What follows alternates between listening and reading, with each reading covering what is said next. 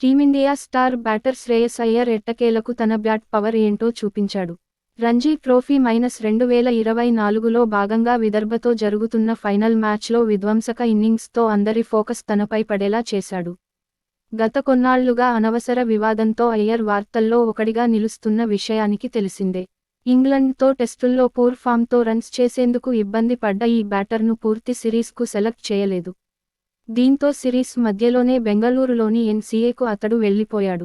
National డ్యూటీలో లేడు కాబట్టి రంజీ ట్రోఫీలో ఆడమని అతడికి బీసీసీఐ సూచించింది. కానీ గాయం సాకు చూపి ఎన్ఏసీలోనే ఉండిపోయాడు అయ్యర్.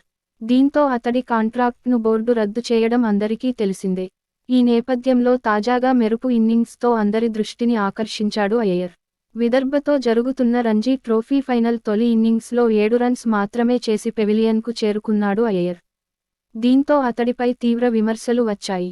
అయితే రెండో ఇన్నింగ్స్లో మాత్రం 111 బంతుల్లో 95 పరుగులు చేసి సత్తా చాటాడతను. అతడు చేసిన పరుగుల్లో దాదాపు 60 బౌండరీలు, సిక్సుల ద్వారానే వచ్చాయి. 10 ఫోర్లు బాదిన అయ్యర్ 3 సిక్సులు కొట్టాడు.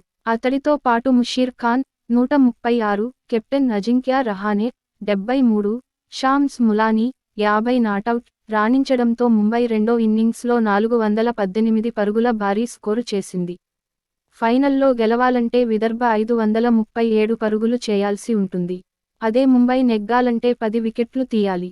ప్రస్తుతం ఉన్న సిచ్యువేషన్లో ముంబై విజయం నల్లేరు మీద నడకేలా అనిపిస్తోంది. ఇక విదర్భపై సెన్సేషనల్ నాక్ ఆడిన అయ్యర్ను సోషల్ మీడియాలో నెటిజన్స్ మెచ్చుకుంటున్నారు. తన బ్యాట్ పవర్ ఏంటో అతడు చూపించాడని అంటున్నారు. అయితే మరికొందరు నెటిజన్స్ మాత్రం బీసీసీఐ దెబ్బతో అతడు సెట్ అయ్యాడని కామెంట్స్ చేస్తున్నారు.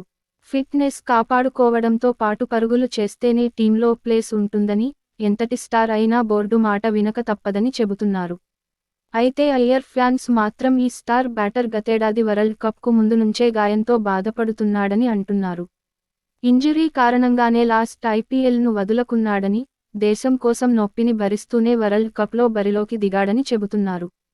ఇప్పటికి కూడా ఏదీ ముగిసిపోలేదని, డొమెస్టిక్ క్రికెట్తో పాటు ఐపీఎల్లోనూ సత్తా చాటి త్వరలో టీమిండియాలోకి అయ్యర్ రీఎంట్రీ ఇస్తాడని కామెంట్స్ చేస్తున్నారు. మరి అయ్యర్ బ్యాటింగ్ విధ్వంసం మీద మీ ఒపీనియన్ను కామెంట్ చేయండి.